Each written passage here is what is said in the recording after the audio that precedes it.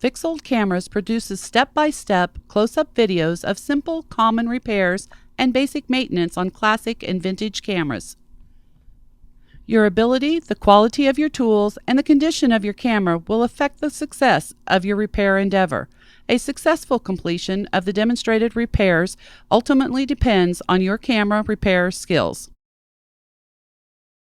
The first step in removing the top cover of a Canon AE-1 is to set the shutter speed dial to B for bulb and the ASA dial to 3200.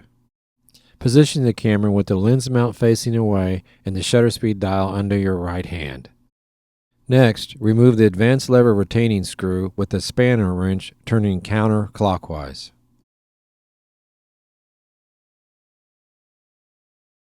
Remove the advanced lever link washer. Remove the shutter speed dial retainer with a spanner wrench in the counterclockwise direction. Remove the dial washer. Elevate the outer ring of the shutter speed dial as you maintain pressure on the inner ring while rotating clockwise. You will feel a slight release of the meter linkage. Note the tab on the shutter speed dial and the notch in the linkage that create the connection. Open the film door so that you can access the rewind shaft, holding the shaft while spinning the rewind knob counterclockwise to release and remove.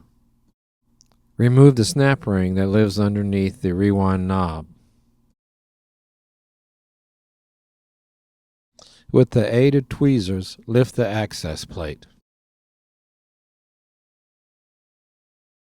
Use a JIS crosspoint screwdriver to remove the 4 screws of the lens mount cover. Do not substitute a Phillips screwdriver as the screw heads could be damaged. As you remove the lens mount cover plate, take note of the position of the exposure preview button backlight compensation assembly. Remove the 6 remaining top cover screws, 2 on the lens mount, 2 on the ends, and 2 more by the eyepiece.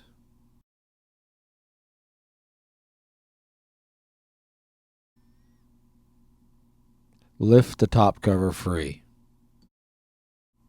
With the top cover removed, this damaged battery door can now be replaced. The battery door pin will be slid upwards, taking care to avoid the flex circuit that runs across the front of the camera.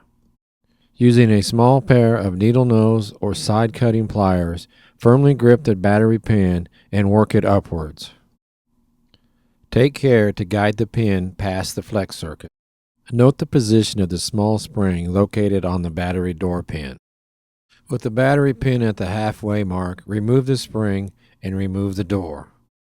To accomplish this, slide them downward. Aftermarket battery doors can be purchased on the internet. However, in this case, I'm going to recycle a metal door from an earlier model. Note the broken corner on the plastic door versus the sturdiness of the metal door. Slide the replacement door partially onto the battery hinge pin. Work the door spring onto the hinge also. Note the position of the L-shaped bend. Slide the spring up the hinge pin until the L bend seats in the notch in the body of the camera. If the installation of this spring proves troublesome, it can be left off as the battery door will still operate without it. Once the spring is seated, slide the hinge pin downward until it goes through the bottom hole of the battery door and into the body of the camera. Push the pin downward until the top of it is flush with the frame of the camera. Test the battery door latch and fit.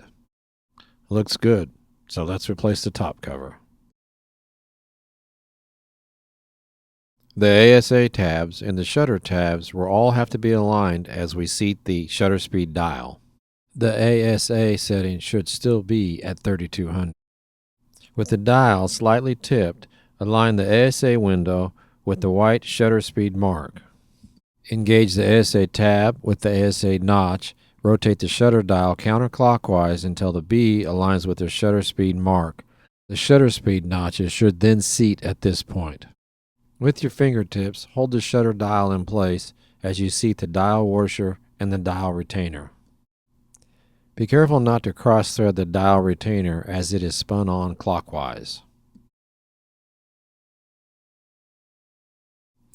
If installed correctly, when the shutter speed dial is rotated, the resistor that lives underneath the rewind knob will rotate in conjunction with the shutter speed dial. With proper dial linkage confirmed, replace the cover plate. Install the C-ring snap ring. Install the remaining top cover parts in reverse order of removal. Don't forget the rubber washer and the metal washer on the rewind knob.